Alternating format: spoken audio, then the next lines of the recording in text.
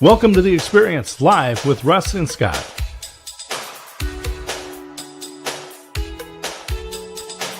Join us every Wednesday at 7 a.m. Pacific, 10 a.m. Eastern on LinkedIn, YouTube, and Facebook. Learn more about the Experience community at our website, local.theexperience.video, and subscribe to our YouTube channel. The Experience is brought to you each week by these great sponsors. The Aspects of Aging weekly talk show with Christine A. Smith. Each Monday at noon Central, Christine hosts unscripted conversations with experts. Learn more at agingbetternetwork.com. Showing Up, Perspectives on Cancer, and the in-person event October 3rd through 5th in Garrison, New York. Contact Russ Hedge to learn more. Email russ@russhedge.com. James Reed and Associates, protection with trusted insurance solutions, specializing in nonprofits, ministries, small business, and personal lines of coverage across the Northwest. Online, jamesreedagency.com. 10D Tech delivers fast, friendly, and fully managed IT services for Oregon businesses. Call 541-250-3492 and online at 10dtech.com. And now let's get on with the show. Yes, let's get on with the show. Hey, everybody. Welcome to The Experience Live with Russ and Scott. So glad to have you all here today. How you doing, Scott? I'm doing good. My wife has been in Oregon the last 2 weeks, and she flies back into Love Field this evening. So I'm looking forward to going and picking her up and bringing her back to Waco. That is always a good thing. You know, my beautiful wife and I are not apart too often, but when she's gone to visit her sisters or things, and they've had like a sister thing and they're gone for a weekend, I'm kind of at loose ends without her around. So so I'm always happy when she gets back. Well, I tell you, we just want to welcome everybody to The Experience Live with Russ and Scott. We're here at 7 a.m. Pacific Daylight Time or 9 a.m. Texas Standard Time every week. And we also, after we go live, this sits on LinkedIn, YouTube, and Facebook. LinkedIn and YouTube forever, Facebook for 30 days, and then it converts to audio podcast. So you can go to Spotify and listen to us if you haven't had a chance to watch. Please, we encourage you today to engage and let everybody know what's going on because people are still sleeping. Wake them up. Tell them to share this and tag their friends, and you do the same. And also, you can go for more information about Scott and I to local.theexperience.video today, and you can find out about all that we're doing and all the experience shows and everything going on. So we're just so thankful for that. One last thing I just want to say real quick, Scott, is again, just a huge shout out to our sponsors, all listed at the bottom. We are so grateful. Don't forget the Showing Up Perspectives on Cancer Conference, October 3rd through 5th. I will be there smiling and adding joy and wisdom. So if you want to meet me in person, come to the conference. Also, 10D Tech and James Reed Insurance, and of course, Christine Smith, Aspects of Aging. So great. Yeah, absolutely. I encourage people to go to local.theexperience.video. And if you would like to help support Russ in his trip to get to Perspectives Showing Up on Cancer, or Perspectives on Cancer in Garrison, New York, there's a link right there that you can click and think of it as a tip jar.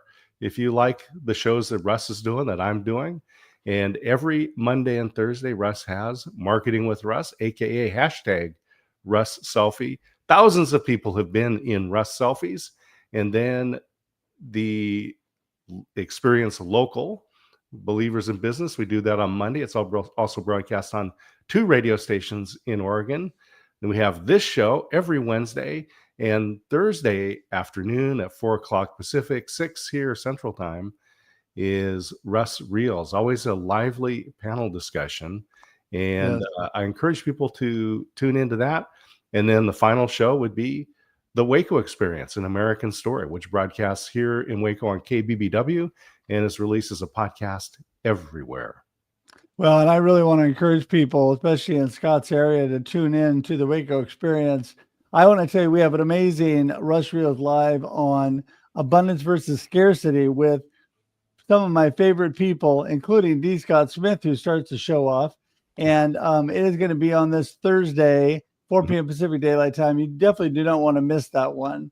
And so we're so thankful. Scott did mention this, and I put it up, but I'm going to tell you again, besides being sponsor supported, there's all the sponsors. We are listener supported. So not only can you go there and sponsor my trip to New York, which gets you a live stream sponsorship and a digital ad, a $700 value when you just pay $150 for that sponsorship. You can give anything you want towards the production of these shows, and that's what the listener supported is all about every week. So thank you for that. And with that, I'm just going to jump to one last thing here. Da-da-da. There we Going to be go. out soon. Life Happens and Then You Choose. Oh my goodness. I can't tell you. I'm really excited about this book, everybody. My daughter, my beautiful daughter, told me last night after reading 2 chapters, she was so energized and fired up about life. She was ready to take on the world. So There we so go. there you go. I'm hoping that that's the same effect that everybody has. You're excited. You learn a little bit more about me, a few stories in there. It's going to be very exciting. So that's coming out the first week of November for sure.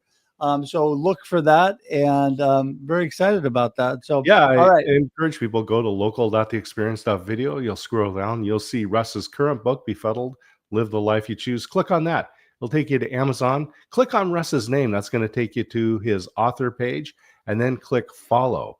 And when Life Happens and Then You Choose is released, you'll get a notification, and you can be one of the first on your block to get the book. Yes, very exciting. Very exciting. Okay, with that, we got to get Denise in the room. We're going to talk a little AI this morning, Scott. Yeah, And absolutely. I'm looking forward to the conversation. yes, all right. Here she is. Drum roll. Brrr, Denise. Woohoo! Hey, Denise. Good to Good see you. morning. Good morning. Good to see you guys. Thank you for having me on here. Well, you know what? I love that smile in the morning. You're always so bright and cheery. Appreciate that. And you've got a lot going on as a wife and a mother and a business person and life and all that stuff going on. But why don't you just give us a little bit of insight so people know who in the world is Denise? What are you up to? Well, let's see. That's a huge minefield, right? Because I could go on for days. But essentially, I am, like you said, a mom, a wife, and a business owner. I spent over 30 years in sales, traditionally in the new technology space. I sold AI, automation, machine learning solutions.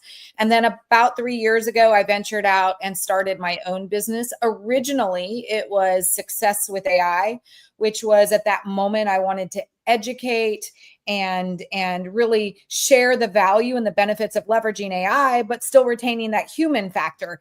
But what I realized when I started that business was I did not have a LinkedIn presence. I was not a thought leader, and no one wants to be educated. So that went south.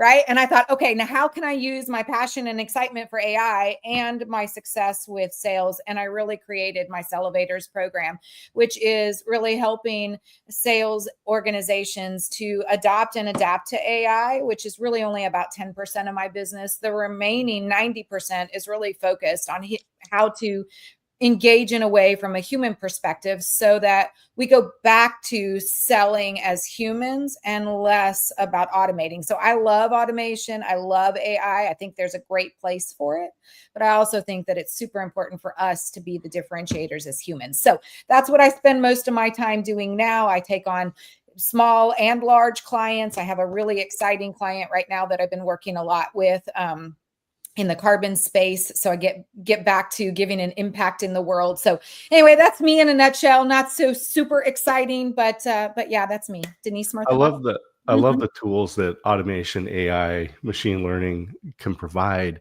And I'm reminded of an essay that Andy Rooney wrote many years ago, and people may remember A Few Minutes with Andy Rooney on 60 Minutes, and kind of some humorous essays. But one of the ones that he talked about was his journey as a writer. When he started writing, he used a manual typewriter, and then he graduated to an electric typewriter, and then a word processor, and finally a computer. And he had a great technology, or a great comment about the technology. And he said, computers make writing easier, but they don't make writing better. Yep. Yeah. I would So I'll agree. get your perspective on that with AI. Well, I mean, think about this. That's now we have Chat GPT, which, by the way, I know we've talked about this before. Everyone thought AI really was launched when we saw Chat GPT being released, right? Which I think was in the fall of 21, if I'm not mistaken. That's about right. Yeah.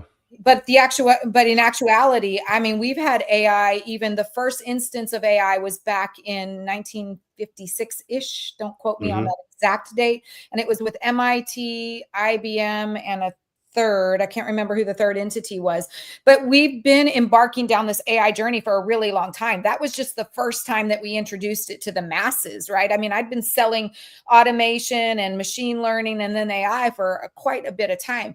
But I think when people were introduced to Chat GPT, it was like, okay, now I can use this for efficiencies. How can I have it help me be faster or maybe even better at writing?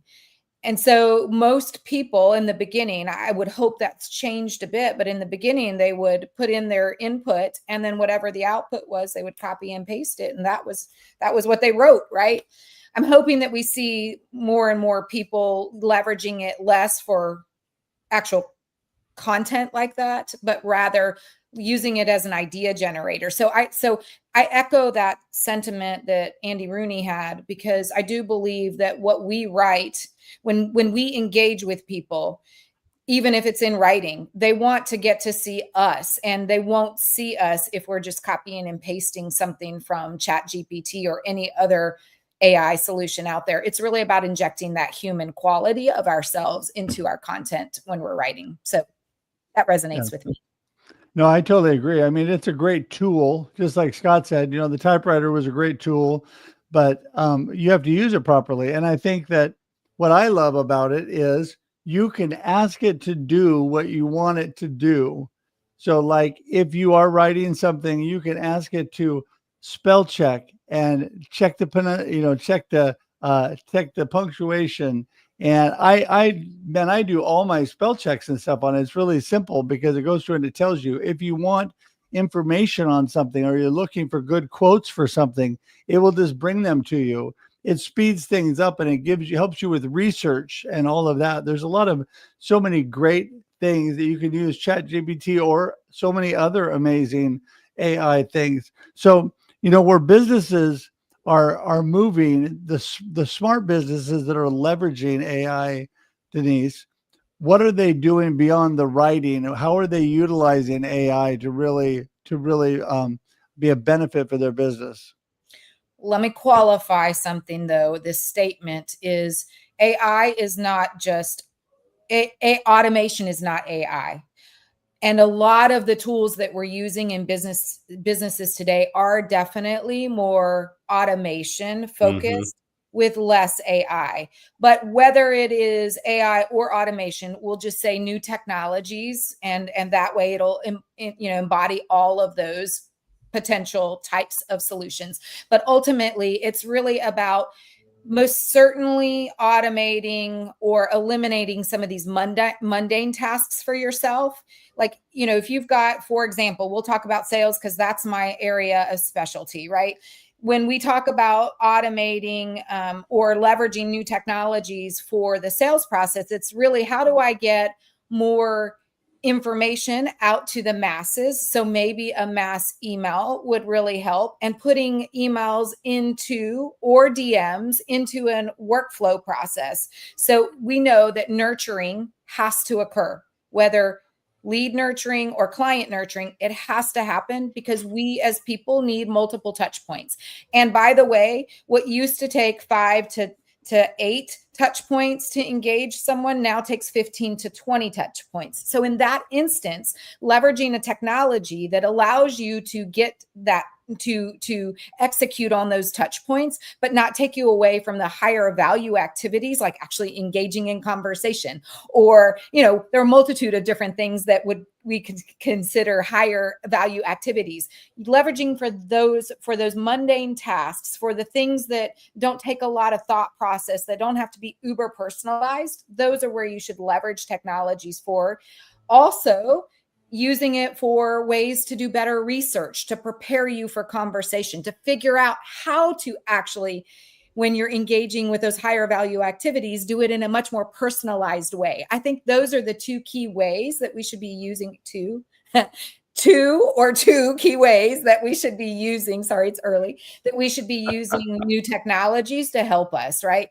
More efficiency, or to really all together, but to either do something that we shouldn't waste our time on doing, or to give us more information so that we can really do a better job when we have to engage. I was thinking of I've been reading in Proverbs, and you just reminded me when it says there are 2 ways to use AI, yea, 3 which will improve the efficiency of your business. So there we go. Here, there's always one more thing to do. One of the and I love the research idea. And one of the things that I found with the AI tools that are out there, like the audio version of ChatGPT, which I use on the phone when I'm in the car to find out things, or essentially even just take notes about stuff that I'm thinking about, is it's making possible what I dreamed about as a kid when we watched Star Trek, and they said computer, and then gave it some questions, and it parsed through huge amounts of data. And we can get that data today. So if you're using something like Google Analytics or any of these types of programs, that's going to get lots of information about how people are interacting with your business. We don't have necessarily the time or the capacity of the tools to find the patterns, to find the connections, to find the correlations. But I can put that into an AI tool and find things that are important, and it'll allow me to connect to the right people. Correct. It'll help you get good messaging, decide who your personas are that you even need to engage with. I will tell you, one of the things we didn't even cover, though, Scott and Russ, is that it will, for us as business owners, it will help us to fill the gap in the areas that we're really not good at, because there are tools like assistants, virtual assistants. There are tons of other solutions, tools that help you build websites, right, from scratch.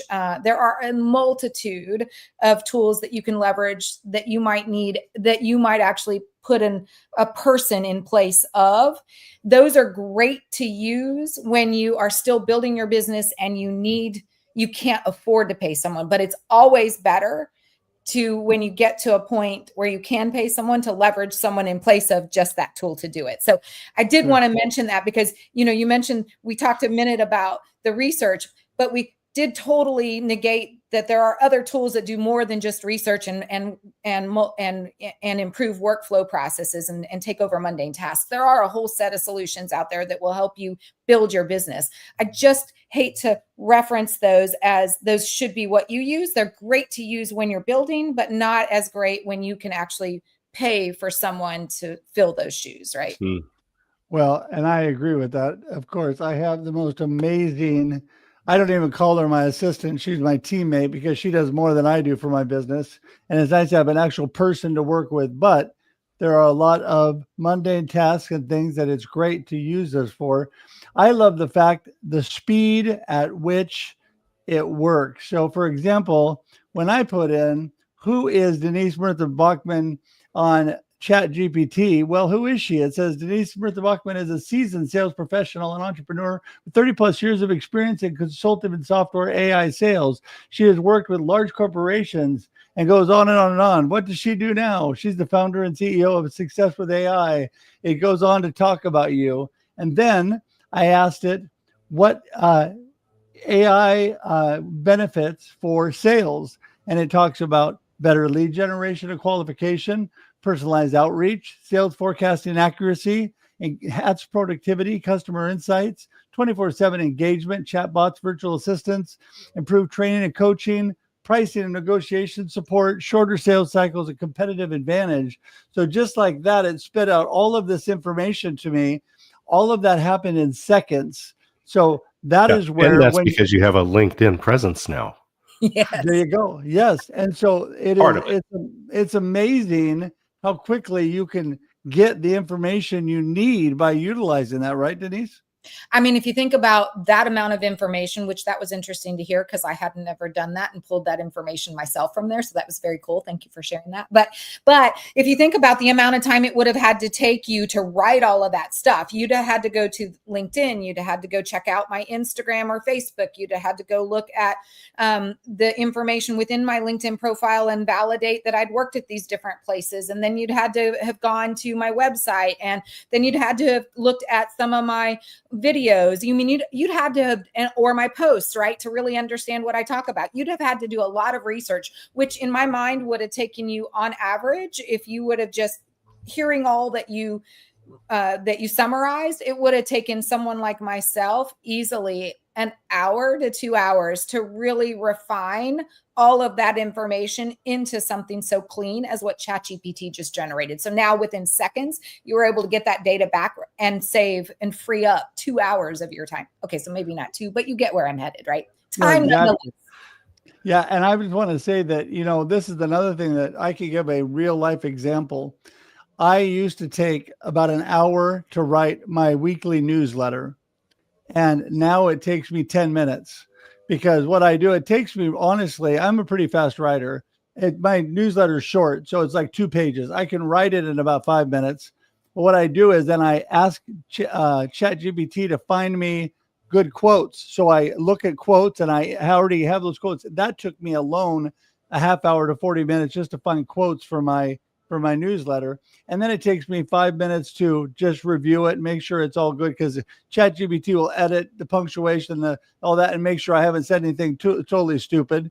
And so then I'm done. And so it's so much fun, but I still write it, but it frees up that time for all the extra stuff that goes along with it.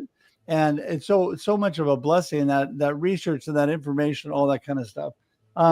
Scott, back to you. I kind of jumped in on you there. I see Mike Asherbrainer's in here, and both he and I are betas with a group that is taking our information, books, articles, podcasts, and creating a digital version of us that people can interact with. And so I'll just put that in the link. The link in the chat. One of the things that you can use that for is pre-qualifying clients. And so I kind of like, Denise, to get your take on how we can use this to be more efficient in who we serve and how we serve our clients. Yeah, so this is where it always becomes a contradiction. As much as I love AI, I think that and new technologies, I think the challenge for me is, when do I actually use them in instances where I feel like that connection is more important? So when you're trying to qualify, I think maybe the first layer of screening, maybe, yeah. But then nothing works as well as whether or not you guys have a connection, right? Because I can tell you just from my engagement and my clients that I have, if it ain't jiving, it ain't working, right? And that jive you don't actually get whether there is one or not, unless you're actually on the phone with them. So I think using those types of technology, such as the one you mentioned, Scott, is really good to use if you know where your limitations are. Like, what is the intent of that solution? I always say this really loudly, which is, you should have an intent. Like, even when I got on this session today, I had an intent for what I wanted to accomplish, right? Which was just to show up as the best version of myself with as much information as I could around AI based on what you guys gave me, right? Think about that in how you engage with individuals, how you show up to a meeting. That should also be the same way that you engage with a new technology. What is the intent of that? And stay within those boundaries and recognize what you should leverage that tool for, and where it is really important for you to step outside that box and actually engage with that individual. So that was a really long-winded answer, not a solid answer for you, but to summarize really quickly, I'd say know your intent and make sure that you understand the negative implications if you don't engage and if you just allow the solution. And if you're okay with that, hey, more power to you, right? Yeah. Well, it's funny, because the first time that we really started using ChatGPT, I had a couple people come to meetings and they needed to present on something. And so they just stood up in front of everybody and they said, well, I wasn't sure 100% what to say. So this is what Chat GPT says about me and this topic. And they just read it. But it was funny because they were upfront about it. You know, they didn't say, oh, I made all this up, but this is really me. And this is what Chat GPT says about me. And I think that, you know, I believe the biggest fear, Denise, and we've talked about this before, everybody is just afraid with new technology that it's going to take over the world, right? They were afraid when the internet came in and Google and all that, it was going to take over the world. They're afraid with, you know, all the things going on. But the truth is, it still takes humans to drive everything that's going on. And we need to keep that personal touch and that human feel with it.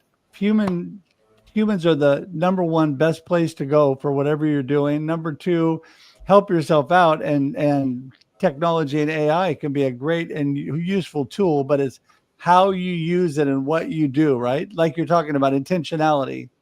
Yep. And I would say the reality is your job is, there are jobs that are going to be replaced by AI, but for all jobs that'll be replaced, there'll be more jobs that pop up, right? It is really about us just learning to adapt and adjust accordingly, right? And we've seen this throughout years of changes, the Industrial Revolution, when the computer launched, right? I mean, I remember when the computer launched, I was in college. I mean, the computer had been around for a long time, but email and the internet, right? That was really bigger when I was in college, when that came about. But it's always doom and gloom when we first are introduced to new things. And then once we learn more about them, how to leverage them, we also then realize that there are other things that we can do with them. That's what allows us to open up new jobs. So jobs will be taken, and you will be replaced in some instances, but that's okay because we'll find other things, other new jobs out there for us that'll be developed to support those new technologies. So I say, you know, understand that we're in this new age, this digital age that we've actually been in since 2020, really, when COVID hit.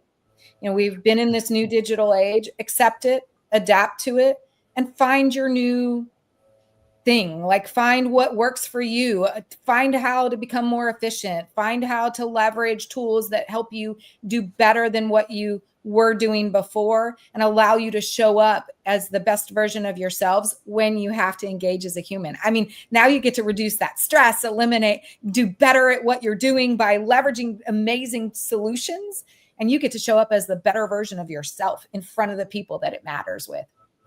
That is so well said. So well said. Ben, you know what? We have a surprise. Dimitri is here. Again, grace upon me. Thank you so much, Dimitri. Come on in. How's it going, Dimitri? Hey, everyone. It's going great. Thank you. How are you? Good to see you there, Dimitri. It is so good to see you, Dimitri. Hey, listen, if you could either move a little bit closer to your mic or whatever, so we can hear you a teeny bit better. Tell everybody who in the world is Dimitri and why he loves his friend Russ and is graceful upon Russ, who just told him to show up.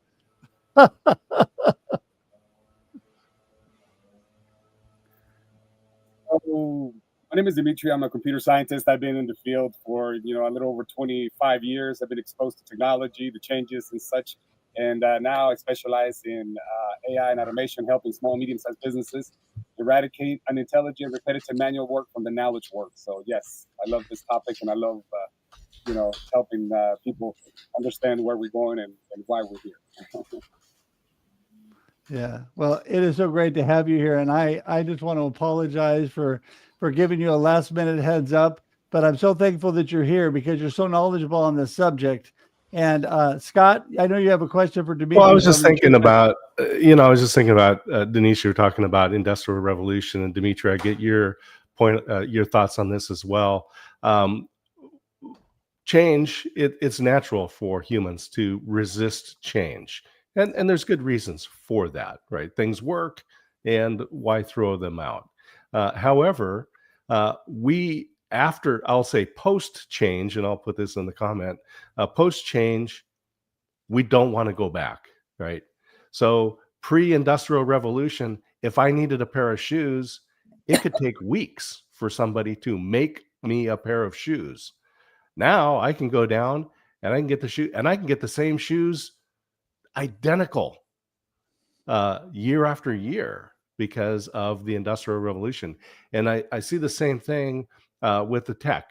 You know, we didn't understand email. Now we can't live without it. It's on our phones, right? It's on our watches. It's everywhere.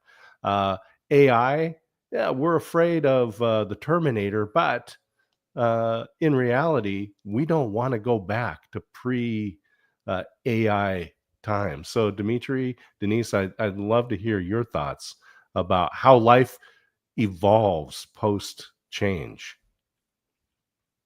I'll leave that. Dimitri, I've been talking the whole time, so you take the lead on this. Well, Scott, it's a great question. I think that one of the things that I have noticed when I started, I came into my career taking over infrastructures, computer systems, legacy systems. As a matter of fact, I started helping corporate world with dumb terminals, green screens, and so being able to see empower people with apps and empower people with technology that has been more democratized and has been accessible to other people. I think that's the biggest. That's one of the biggest things I've been able to see, the access, the fact that a lot of people still believe that IT is the technology is for the IT department. I think that's something that has completely changed. I think that we weren't expecting IT being a department back then where it didn't produce. It was actually, sometimes it felt like they were spending more money than they should have because it seemed like it was the one that didn't produce, but it flipped on us. Now it's the only one that's producing. So it's like it's crazy how things have changed. So I think, as you mentioned, we as humans need to remember this is the fourth industrial revolution. We cannot just assume that things are going to be simple, quick, and easy. I think one of the things that we need to lean on is the fact that we are humans. As humans, we have the ability for adaptation. That's the difference from the rest of the animal kingdom. And so I think that one thing that I'm very optimistic about is the fact that we have been conditioned to systems, cookie cutter educational systems, where we really couldn't go further than what we were exposed to or what we were offered. And I think that's one of the biggest, the biggest boom that I'm hoping that happens, the access to this technology to people everywhere in the world. People see TikTok as, something so horrible and so wasteful of time. But if you think about it, I'm a dancer. And I'm thinking, being able to produce things with your body, being able to produce things that you couldn't do before without having the people to back you up with the recording and stuff. I mean, it seems like a very small thing or a very superficial thing, but if you think about it, we're becoming creators. That's something huge that we weren't really before. That's something that I would like to emphasize because, see, we have over 100 billion neurons, in our brain, and all these systems were created in the same image, following the same neuroscience that we have understanding with our brain. These systems were made very similar. And these systems are made with our data. So instead of thinking that these systems are alienated, we got to remember where they came from, who made them, and how they're made. And they're made by us, and they're made of us, from us. And so it's like something that we need to improve our relationship with technology. I think that's the first thing we need to do. I think we cannot approach change with fear. That's not a good attitude. I think we need to be open-minded to think, okay, what are the possibilities? What are the chances that this is going to be better? And I don't think enough people are talking about that. I think we have, a fear bias, right? Just already because we are made so that we survive, but our brains are not made for us to be happy. They're just made for us to survive. So if we stay on that survival mode, guess what? AI is going to be a threat. AI is going to take us over, and that's the first. And we're going to lean on Hollywood to determine what we think about the future. But I think the future is so bright for everybody that hasn't had the chance to access information that is available and accessible to all of us. So I think it's going to be a great chance for all of us to have a chance to shine where we weren't able to do before. People in Guatemala, we have a lot of people that are young, and there's a lot of people that are getting involved with the technology and creation and production. So I think if we focus on the things that as humans we can do, collaborating with this technology, I think that we're entering a new world where we should learn to adapt, learn to be open, and be participants as opposed to being an audience. And I think that's what's going to Oh my create God, when we that become is so involved good. and when we Eng- do. That is so good. I just want to say, engaging with technology. I mean, technology opens the door, so many possibilities and opportunities nowadays. And that's amazing and very well said, Dimitri. Hey, I want to, we're letting it go a little bit long today because of our discussion, but I need to get to the point where I start to wrap things up here. So I want to bounce back to Denise real quick. And Denise, I want you to give us your final thoughts, give us your gold nugget of the day, and let us know how people get in touch with you, because we definitely, this is an ongoing discussion. We'll have to do this again. And this next time I'll tell you guys ahead of time that we're actually going to do it instead of the day of. So Denise, take it away. I think, I guess my parting thought, especially after Dimitri, right? I think really it is just always have your intent for why you want to leverage that new technology, and remember that the human is the differentiator. And so most certainly automate, leverage AI technologies where necessary, but also remember there's nothing like the connection that we as humans have with one another. So you can find me mostly here on LinkedIn. I'm here. I do my own shows on Wednesdays after this one. So you can find me once a week at least on that. If you need me, DM me, engage in my content. Otherwise, that's where I am most of the time. So LinkedIn is the place to find me. That was it. There you go. There you go. And of course, you're going to find Denise online right here at 8 a.m. PDT right after this show. So you want to check that out. Dimitri, take it away. Yes, sir. So yes, same here. You can find me on LinkedIn. I create content regarding AI. Please come check it out. I like to take a different approach. Even though I'm an engineer, I think we can all help each other go through this phase, especially people in IT and especially people in business. We should all get together, share information, share our struggles, share our wins. I think that this is the time to collaborate, to come together as people, because this is a world challenge. And the more united we are, the more the more collaboration we get from everyone around the world. I think we can tackle this. We've done it before. Power in numbers. So I think I'm an optimist. I think that we've gotten this far, and there's so much more that we have ahead of us. So I'm very excited about where humans can take this, and maybe this is the change. Maybe this is the time for us to become better and to come united.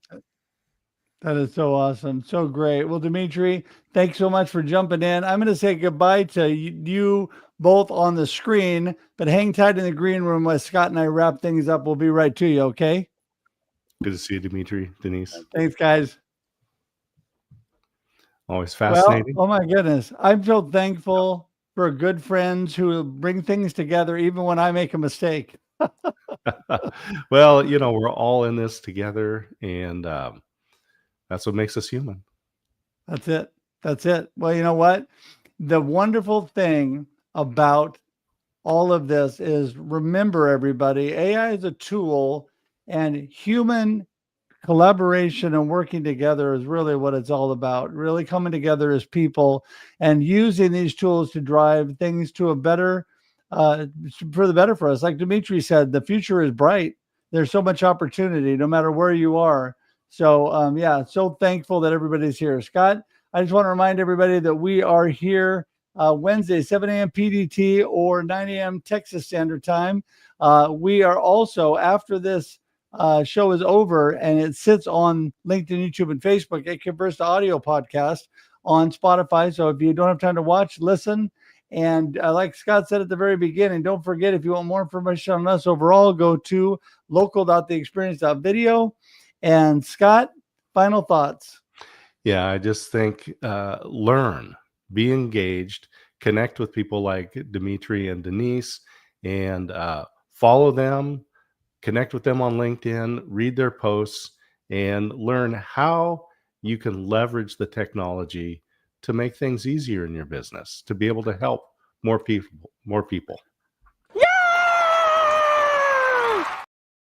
That's what I think. So with that, everybody enjoy your rest of your week and enjoy the experience. See ya. Bye. Thanks for tuning in to The Experience live with Russ and Scott. If you enjoyed today's show, please share it with others, post about it on social media, or subscribe on YouTube. See you next time.